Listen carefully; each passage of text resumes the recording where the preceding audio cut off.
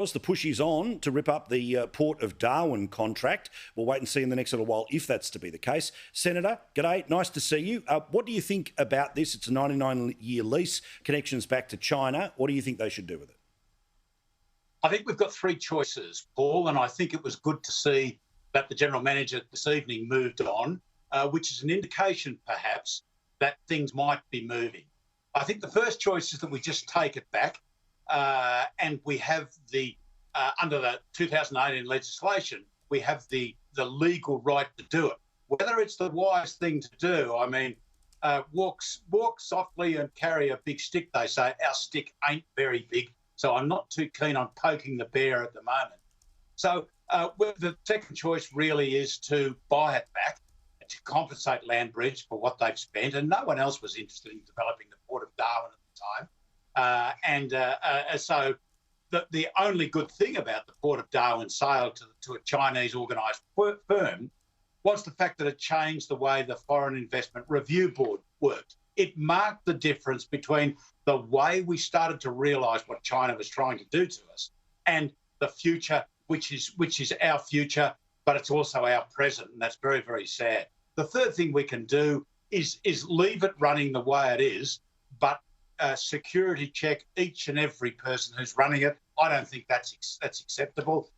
It's not Pearl Harbor, Paul. In these days, no one's looking out a window as the Japanese spies did in saying the fleet's there, therefore you can attack it. This is very, very different nowadays. You can see everything that goes on there, but psychologically this is critical. If we took it back, it would indicate to everyone in the world that we have resolved, and that's what it's about. Yeah, I mean, again, I know that every time I've been to Darwin, the people who advocate for it liked the investment. They liked the modernisation. They understand that it is, of course, the gateway to not just its role in a military sense, but also in a commerce sense as well. How do we make sure that assets like this can be maintained and modernised without trying to go for the quick cash, which often can be the Chinese when it comes to things like Belt and Road? It's part of the trade-off. They'll say, we'll modernise everything, but we might want to use it sometime. Paul, it is remarkably simple. All we need to do is to come up with a national security strategy. If we had a national security strategy back in 2015 and someone proposed that we sell the Port of Darwin, a port which is closely associated with a significant ally of ours, plus our own military capability, then bells would have rung.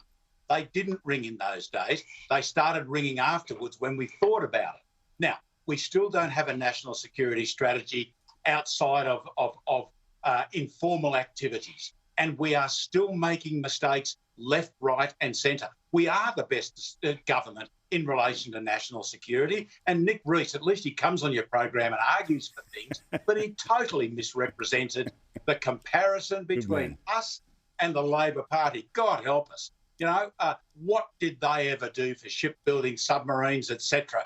They did nothing for us. They ran down our expenditure to 1.6% of GDP. The PM's got it back to plus of 2%. So, but what, you know, and I'm a critic of my own government, the government of which I'm a member, we need an overall strategy so that if someone proposes something as dumb as selling a port to the Chinese, the bells ring. I think it's quite simple. God love you. Not only the great senator, not only a great guest, but also a loyal viewer of the program as well. Good on you, Jim. Thank you, mate. Do appreciate it. Thanks, Paul.